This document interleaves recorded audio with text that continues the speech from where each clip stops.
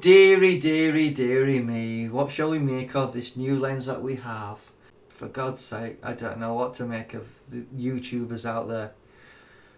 You know, there's many YouTubers out there who review lenses and do a lot of spin, tell you it's great and fantastic, how you won't be disappointed.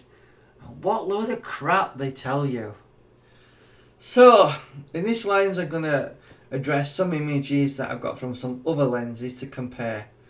But what lens are we on about? Well, we're on about this lens here. The Canon RF 800mm f11 IS-STM lens. Canon, in the description, briefly put it as a bring your world closer, enjoy sharp, shake-free images, revolutionary size and weight, focus smoothly and quietly, and extreme telephoto for all. So it's not a zoom lens, so you zoom with your feet because it's a prime lens. If you don't know what a prime lens is, it doesn't zoom, so you have to move closer or move back to get it in focus. Minimum focus is 6 meters, which is massive. I really find that difficult. You can get extension tubes. If we just have a look, I'll just show you here.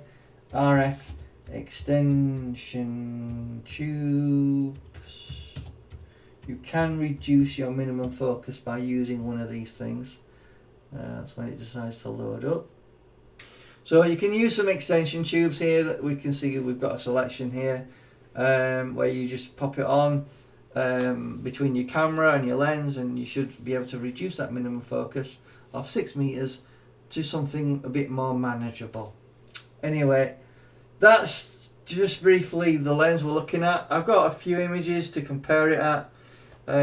This is just a basic test because I've just taken a few images indoors with a light box.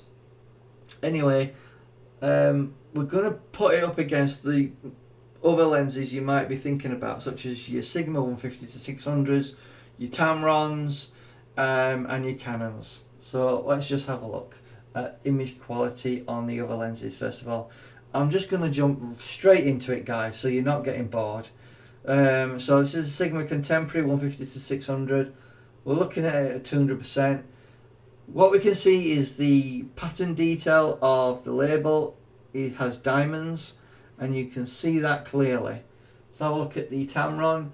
I thought it was a bit softer on the G2 lens here. As you can see, looking at that at 200%, it's quite a bit softer than the Sigma. You know, I do appreciate there are lens variations, so it's possible your Tamron lens is a bit sharper than this one.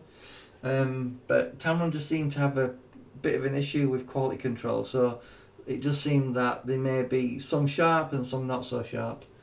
Let's have a look at the Canon 100-400 Mark II L lens. That is very popular with the 1.4 extender on there. Looking at this at 200%, even at 300%, we've got detail in that pattern. The diamond pattern is quite well represented. The word bottles looks nice. This is the 2x extender, the Mark III on the 100-400 Mark II L lens. Again, we're getting good detail. We're in at 300%. You can see that pattern. So this is the thing that you guys want to see most of all, is the next image. What do you get from the diffractive optics, which isn't proper glass, from the RF 800mm prime lens? Let's have a look. So I took this picture indoors with a light box. I had to up the ISO to 2000, but on the EOS R it can handle high ISOs very well. We were getting similar sort of shutter speeds of 80th of a second that I was doing outside in those other images, but let's just have a look. 6 meters, it's in effect, in reality, twice the distance of the Sigma and the Tamron lens, and pretty much 4 times the distance of the Canon, because I could get within a meter with the Canon because it's got a minimum focus of 98 centimeters. So let's just have a look at this 800, see if we can see anything in the detail here. I must admit I'm disappointed with the quality. In terms of the diamond pattern, I can't see it at all, which means it's not rendering a sharp image. especially close up. I must admit I'm disappointed with image quality in the RF lens. I expected more from a prime lens. If we go back to the Canon 100 to 400 with a 2x, looks pretty good to me. The 1.4 looks good. Even the Tamron, which seems a bit soft, but you can still make out that diamond pattern. And then the Sigma, which is a lot better.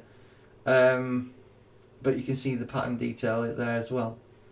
So my assessment, to be honest with you, is the Canon 800 RF lens is not what it's all cracked up to be. I do think the image stabilizer is very good for the millimeters you get out of this lens. Minimum focus is a pain in the backside. That's why I've suggested that you buy one of these extension tubes. You can reduce that minimum focus quite a bit, but I can't tell you how they perform with these adapters. The focus may be quite a bit slower. I don't know. You'll have to decide that yourself if you decide to buy one. But going back to image quality, we start again. That's the Sigma. That's the Tamron. That's the Canon with the 1.4. That's the Canon with the 2x. And this is the 800 RF. Ooh, it looks terrible, doesn't it? Even if we zoom in, I don't think it's going to make it look any better. Now I know it's ISO 2000 and the other images are ISO 500, but with the EOS R, it shouldn't be a big deal because it's a good camera and it can handle high ISOs really well. So I just hope this video was a bit informative on image quality. Make your own mind up. Tell me in the comments, would you keep the RF lens? Would you send it back? Would you invest the money in that RF lens into a second-hand camera? Obviously we can talk about the Canon 500 f4. If we just quickly go on to eBay. Obviously eBay, have a look on eBay. I like to do that sometimes. So let's just search for the Canon 500 f4 IS. I know it's an older lens, but you can pick them up for around $2,500. And if we just load this up, there's a gentleman here selling this lens. It's not in great condition, I must admit, for £2,300. But it's going to be a lot sharper than the RF lens, and I have to say I am quite disappointed. So the question is, would you send the RF lens back to Canon and try and get a refund? Would you sell your RF lens on eBay and then put it towards something a bit better that has proper solid glass in it rather than diffractive optics glass, which isn't very sharp? Many of you may remember the DO, I think it was it 300 f4 lens, and everyone criticised it because it was quite soft. The diffractive optics were not very good. I believe the Mark II that they released was slightly better, but in terms of looking at the image quality from this RF lens, I must admit I am somewhat disappointed. So keep out for another video where I test it outside.